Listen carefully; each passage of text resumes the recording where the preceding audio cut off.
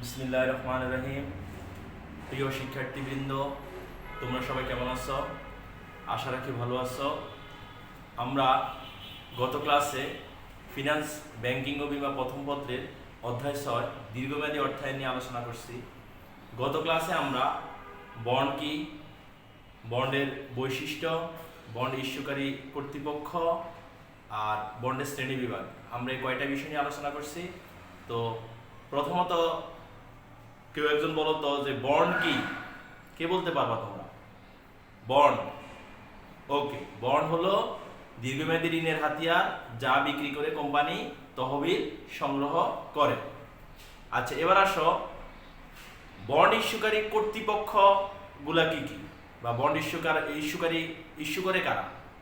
তো প্রথমত হচ্ছে কোম্পানি বা কর্পোরেশন, আর তারপরে হচ্ছে সরকার ইস্যু করে, বৈদেশিক কোম্পানি ইস্যু করে, আর মিউনিসিপ্যাল কর্তৃপক্ষ। এরা কি বন্ড ইস্যুকারী কর্তৃপক্ষ বা বন্ড ইস্যুকারী প্রতিষ্ঠান আমরা বলতে পারি। এরপরে আসো আমরা যদি বন্ডের শ্রেণী বিভাগের ক্ষেত্রে দুই একটা বন্ড নিয়ে আমরা আলোচনা করি, সেক্ষেত্রে কর্পোরেট বন্ড কি? কর্পোরেট বন্ড হলো কোম্পানি বা কর্পোরেশন কর্তৃক ইস্যুকৃত বন্ডকে কর্পোরেট বন্ড বলে। এরপরে আমাদের ছিল জিরো কুপন বন্ড, আমাদের ছিল আই বন্ড, আমাদের ছিল নিবন্ধিত বন্ড। এগুলো আমরা গত ক্লাসে আলোচনা করছি। তো আজকে আমরা এই অধ্যায়ের উপরে কিছু সূত্র আছে, এই সূত্রগুলো আলোচনা করব। তো সূত্রে যাওয়ার আগে আমি আরেকটা ছোট একটা টপিকস আছে, এই টপিকসটা একটু তোমাদেরকে বলে দিই, এটা তোমরা মাইন্ডে রাখবা আর কি। তো এই টপিকটা হচ্ছে বন্ড হতে প্রাপ্তি। বন্ড হতে প্রাপ্তিটা কি? পরীক্ষায় আসে যে বন্ড হতে প্রাপ্তি কি, আর এই বন্ড হতে প্রাপ্তিকে ইংলিশে সংক্ষেপে বলা হয় ইল্ড। সংক্ষেপে বলা হয় কি? Yield, YEILD, yield. আর যদি বাংলায় বলি তাহলে রশ্মি লয় ড, ইল্ড। ইল্ড কি? তোমার পরীক্ষায় আসবে যে ইল্ড কি। তাহলে বন্ড হতে প্রাপ্তি বা ইল্ড কি?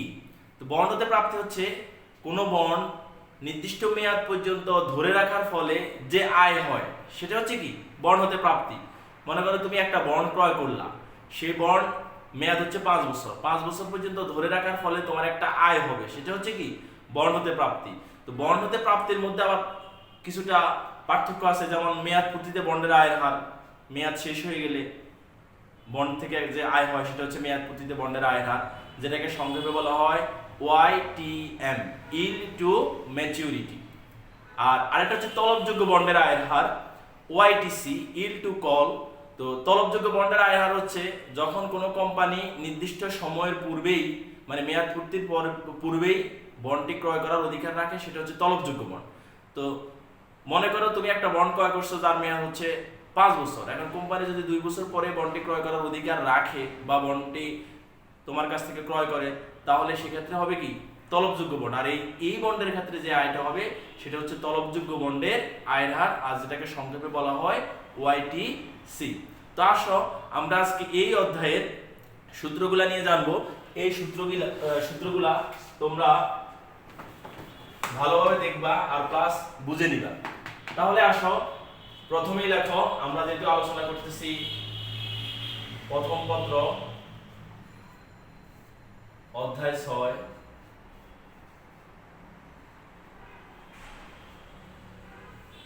আমরা আজকে এই অধ্যায়ের সূত্রগুলো নিয়ে জানবো। তো প্রথমেই লিখতে পারো যে সূত্রাবলী।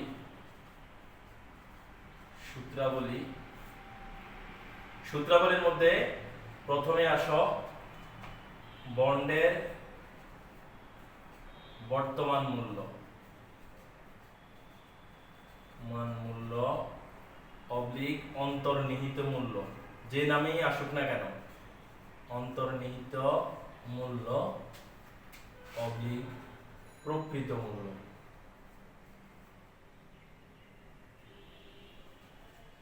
প্রকৃত মূল্য তোমার যে কোনোটাই পরীক্ষার খাতায় তোমার পরীক্ষায় আসতে পারে যে বন্ডের বর্তমান মূল্য নির্ণয় করো, অথবা তোমাকে বলবো বন্ডের অন্তর্নিহিত মূল্য নির্ণয় করো, অথবা তোমাকে বলবো যে প্রকৃত মূল্য নির্ণয় করো, কথা একই। আর আবার সরাসরি বলতে পারো যে বন্ডের মূল্য নির্ণয় করো, ঠিক আছে?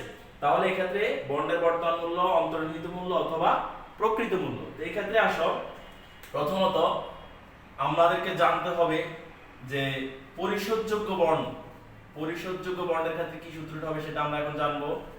পরিশোধযোগ্য বন্ড, পরিশোধযোগ্য বন্ড। তো এই ক্ষেত্রে কি সূত্রটা হবে সেটা আগে জানো, যে ভ্যালু অফ বন্ড I গুণ 1 minus 1 by 1 plus kd power হলো n আর নিচে হলো kd প্লাস উপরে mv নিচে 1 প্লাস kd পাওয়ার হলো n। যখন পরিশোধযোগ্য বন্ড হবে সেক্ষেত্রে সূত্রটা হবে value of bond equal I গুণ 1 minus 1 by 1 plus kd plus n by kd plus mv 1 plus kd power হলো n। যখন কি হবে পরিশোধযোগ্য বন্ড। এখন তোমার প্রশ্ন জাগতে পারে যে স্যার পরিশোধযোগ্য বন্ড কি? সহজ কথা, যে বন্ডের ক্ষেত্রে নির্দিষ্ট মেয়াদ উল্লেখ থাকবে সেটা হচ্ছে কি পরিশোধযোগ্য বন্ড। মনে করো 5 বছর, 7 বছর, 10 বছর, 8 বছর, এই ধরনের যদি বন্ডে মেয়াদ উল্লেখ থাকে সেক্ষেত্রে আমরা ধরে নিব এটা পরিশোধযোগ্য বন্ড। যখন উদ্দীপকে তোমাকে উদ্দীপক দিবে তখনই তুমি বুঝবা, তোমাকে বলবে যে বন্ডের বর্তমান মূল্য নির্ণয় করো, তখন তোমাকে প্রথমেই দেখতে হবে এটা কি পরিশোধযোগ্য বন্ড না এরপরে আমরা অপরিশোধযোগ্য বন্ড, এরপরে আসবে জিরো কুপন বন্ড, কোন ধরনের বন্ড এটা আগে আমাদেরকে প্রথমে জানতে হবে। তাহলে পরিশোধযোগ্য বন্ড মানে নির্দিষ্ট মেয়াদ উল্লেখ থাকবে। যদি তোমরা মনে করো না মনে রাখতে পারো তাহলে ব্র্যাকেটে লিখে রাখো নির্দিষ্ট মেয়াদ উল্লেখ থাকবে, নির্দিষ্ট মেয়াদ উল্লেখ থাকবে, নির্দিষ্ট মেয়াদ উল্লেখ থাকবে। তাহলে আমরা বুঝবো কি এটা হচ্ছে পরিশোধযোগ্য বন্ড।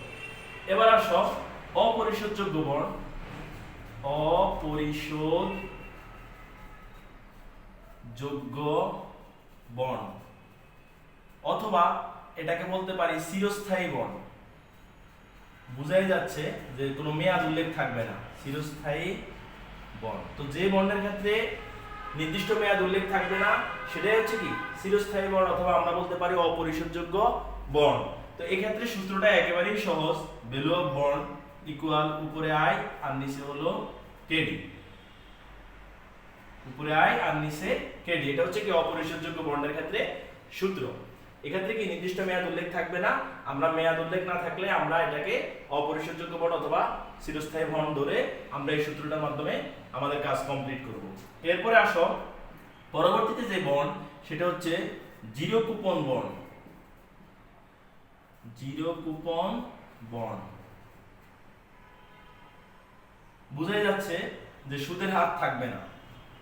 জিরো কুপন বন্ড সেক্ষেত্রে আমাদের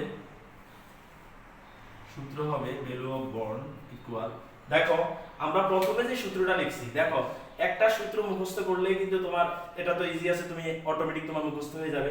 তো এই সূত্রের যে এই অংশটা এটাই মূলত জিরো কুপন বন্ডের মূল্য নির্ধারণের সূত্র। এতটুকু সূত্র লিখে দিলে তোমার হয়ে যাবে। তাহলে উপরে হচ্ছে mv আর নিচে হচ্ছে 1 প্লাস kd পাওয়ার হবে n। তাহলে জিরো কুপন বন্ড এখানে কি সুদের হার উল্লেখ থাকবে না, সুদের হার দেওয়া থাকবে না, সুদের হার উল্লেখ থাকবে না।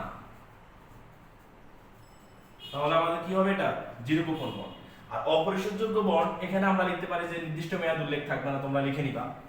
তো এখানে আরো কিছু পয়েন্ট আমাদের আছে যে পয়েন্টগুলো আমাদের আসলে জানা দরকার। প্রথম হচ্ছে I সমান সুদের পরিমাণ। আমরা কিন্তু এতদিন স্মল লেটার I এর সাথে পরিচিত ছিলাম, সেটা ছিল সুদের হার। অনেকে কি করে এই I কে সুদের হার মনে করে এখানে সুদের হারটাই বসায়, হবে না। এখানে I মানে হচ্ছে সুদের পরিমাণ, সুদের পরিমাণটা আমাকে বের করতে হবে। তো সুদের পরিমাণ বের করতে হলে আমার সুদের হার তো লাগবেই, ঠিক আছে। এরপর আসে 1, সূত্রের 1, এটা তো তোমরা বুঝতেই পারতেছো। 1 এটা বুঝতে পারতেছো kd।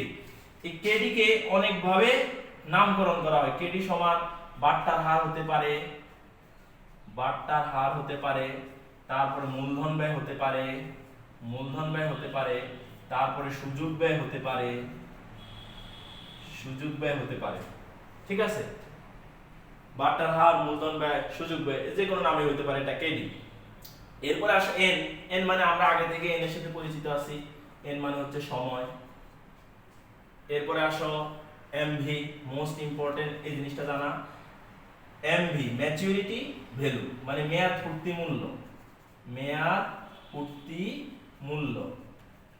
আর এটাকে অন্য নামে ডাকা হয় অভিহিত মূল্য, অভিহিত মূল্য। অন্য নামে ডাকা হয় লিখিত মূল্য, অন্য নামে ডাকা হয় লিখিত মূল্য, লিখিত মূল্য। এইদিকে দেখো মোটামুটি আমাদের হয়ে গেল আই কেডি, সবটাই তোমরা জানতেছো। এমবি 1 প্লাস কেডি পাওয়ার এন, এটাও তোমাদের জানার মধ্যে আছে। তাহলে আমরা মোটামুটি বন্ডের বর্তমান মূল্য নির্ণয়ের সূত্রগুলো আমরা জানবো। এবার আমরা জানবো যে বন্ড হতে প্রাপ্তির যে সূত্রগুলো আছে, এই সূত্রগুলো সম্পর্কে আমরা জানবো। এগুলো তো সবাই খাতা লিখছো না? আচ্ছা, এরপর লেখো বন্ড হতে প্রাপ্তি।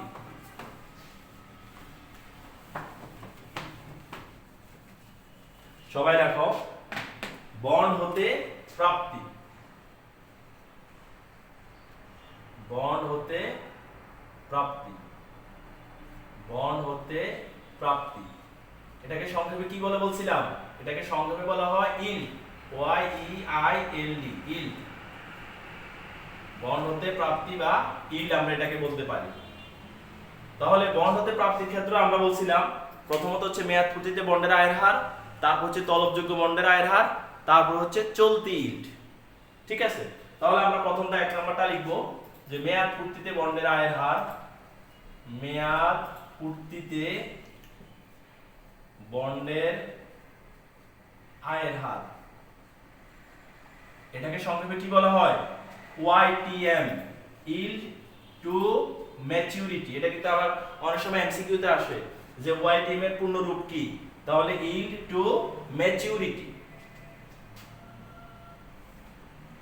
I plus MB minus SB by N, MB plus SB by 2 into 100। এটা হচ্ছে কি YTM এর সূত্র। দেখো একটু বিষয়গুলো ক্লিয়ার করো, তুমি নিজেই বুঝবা।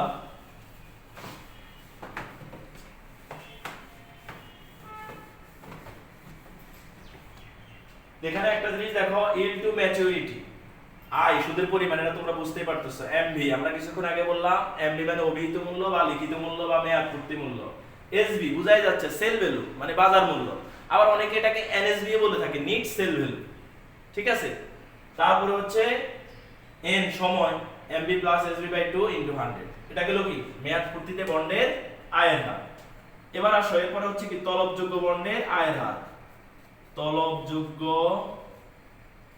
বন্ডের আয়ের হার, আয়ের হার। এটাকে সংক্ষেপে কি বলা হয়?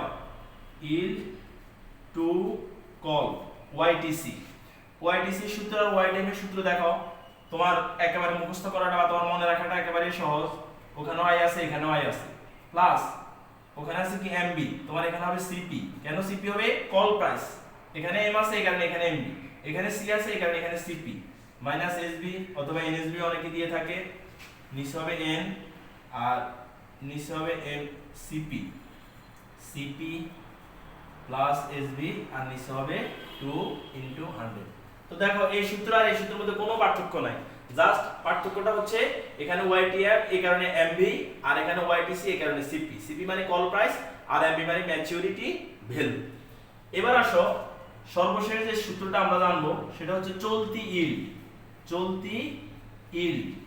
এটাকে প্রকাশ করা হয় সিওয়াই দ্বারা, কারেন্ট ইল্ড সমান উপরে আই আর নিচে হচ্ছে এসভি ইনটু 100। ঠিক আছে, তাহলে দেখো এই সূত্রটাও তোমার ইজি, আই বাই এসবি। আর ওখানে আবার আরেকটা সূত্র ছিল আমাদের আই বাই কেডি। তো বেসিক্যালি এই যে চলতি ইল্ড অনেক সময় কোন প্রশ্নে আসে যে চলতি ইল্ড কি, তো সূত্রের মাধ্যমে তুমি কিন্তু তোমার এটার অ্যানসার পেয়ে যাচ্ছ। যে সূত্রে আমরা দেখতে পাচ্ছি কি আই মানে কি সুদের পরিমাণ, আর এসবি মানে কি বিক্রয় মূল্য বা নিট বিক্রয় মূল্য। আমরা যেটাই বলি না কেন এনএসবি লিখতে পারি, এসবিও লিখতে পারি। তো এক্ষেত্রে সুদের পরিমাণকে, বন্ডের সুদের পরিমাণকে বাজার মূল্য দিয়ে ভাগ করলে যে হার পাওয়া যায় সেটাই চলতি। ঠিক আছে, এই প্রশ্নটা কিন্তু মোস্ট ইম্পর্টেন্ট একটা প্রশ্ন, এই প্রশ্নটা পরীক্ষায় আসে। তো আসো আমরা মোটামুটি এই অধ্যায় সূত্রগুলো সম্পর্কে জানলাম, তোমরা বাসায় ভালোভাবে রিভাইজ করবা। আর আমরা আগামী ক্লাসে এই অধ্যায়ের উপরে কিছু জ্ঞানমূলক এবং অনুধাবন প্রশ্ন আমরা আলোচনা করব। তো আল্লাহ হাফেজ, সবাই ভালো থাকবে, সুস্থ থাকবে, সুন্দর থাকবে।